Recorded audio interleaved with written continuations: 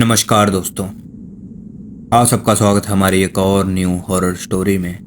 तो आज की जो हमारी हॉरर स्टोरी है ये भूत के छलावे की सच्ची भूतिया घटना है।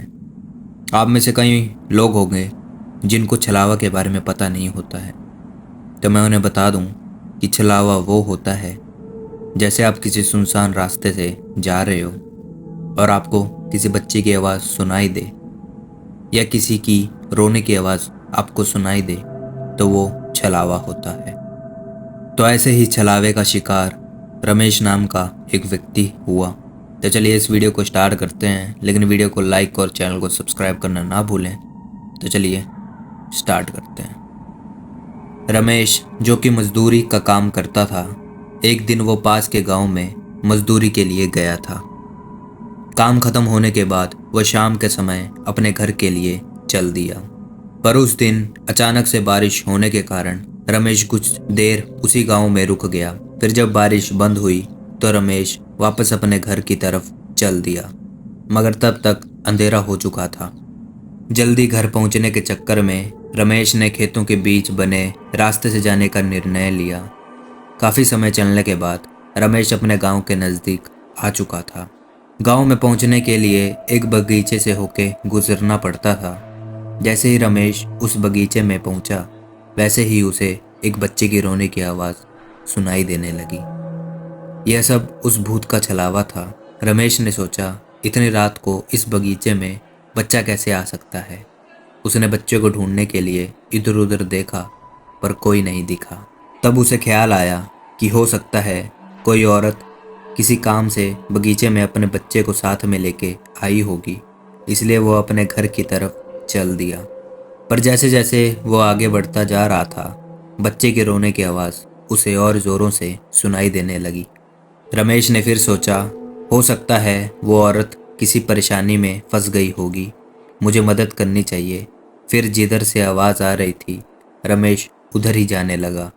कुछ दूर पहुंचने पर उसने देखा कि एक 6-7 महीने का बच्चा पेड़ के नीचे लेटा हुआ था और वही रो रहा था।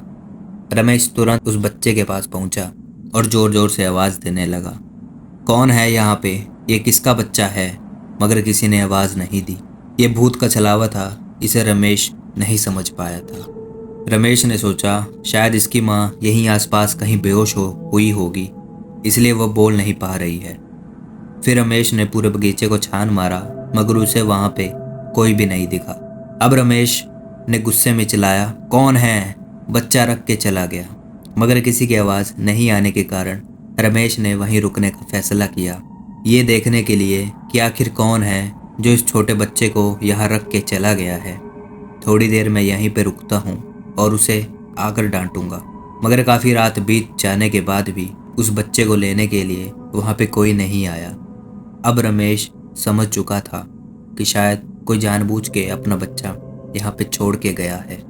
तब रमेश ने उस बच्चे को गोद में उठाया और घर की तरफ चलने लगा। रमेश रास्ते भर चिल्लाते हुए जा रहा था कि कैसे कैसे लोग रहते हैं यहाँ पे, अपने ही बच्चे को अकेला छोड़कर चले गए। गुस्से से वो पूरे रास्ते बड़बड़ाता हुआ जा रहा था। तभी रमेश को ऐसा लगा कि उसे चलने में दिक्कत हो रही है, क्योंकि बच्चा बहुत भारी लग रहा था।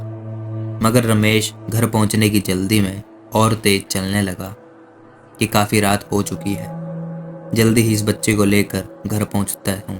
कुछ कदम चलने के बाद रमेश को ऐसा महसूस हुआ जैसे बच्चे का वजन बहुत ही ज़्यादा बढ़ चुका है और वो बच्चे को उठा नहीं पा रहा था। जैसे ही रमेश ने बच्चे की तरफ देखा, उस बच्चे की एक आंख बाहर की ओर लटक रही थी और उसके पैर ज़मीन तक टच होने ही वाले थे और बच्चा रमेश को देख के हंस रहा था। रमेश इतना देखते ही डर के मारे उस बच्चे को वहीं फेंक दिया।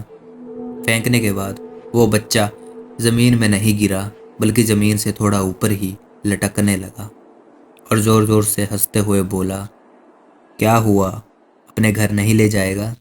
तो पूछ रहा था ना कि मैं किसका बच्चा हूँ। थोड़ा देर और गोद में रखता तो तुझे बताता कि मैं किसका बच्चा हूँ। इतना सुनते ही रमेश वहाँ से तुरंत भागने लगा और अपने घर पहुँचा, मगर उसने ये बात किसी को नहीं बताई ताकि घर वाले भी ना डर जाएं। जैसे तैसे उसने खाना खाया और सो गया। अभी रमेश को हल्की नींद लगी ही थी कि फिर घर के बाहर से उसे उस बच्चे के रोने की आवाज़ आने लगी। रमेश ने डर के मारे उठ गया और धीरे धीरे वो आवाज़ और तेज होने लगी। उसने अपने घर वालों को जगाया और सबको उस घटना के बारे में बताया। फिर उसने कहा वो बच्चा अभी भी घर के बाहर रो रहा है, मगर बच्चे के रोने की आवाज़ किसी को सुनाई नहीं दे रही थी। सिर्फ और सिर्फ रमेश को उस बच्चे की आवाज़ सुनाई दे रही थी। उसके बाद रमेश के घर वालों ने गांव के एक बाबा को बुलाया, जिन्होंने रमेश का इलाज किया और उसके हाथों में धागे बांधे, जिसके बाद रमेश को उस बच्चों के रोने की आवाज़ आनी बंद हो गई। फिर रमेश उस रात आराम से सो पाया।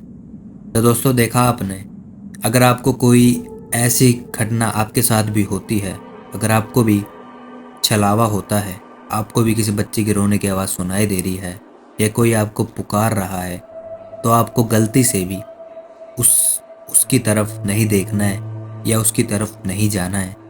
तो ये थी गाइस रमेश की स्टोरी।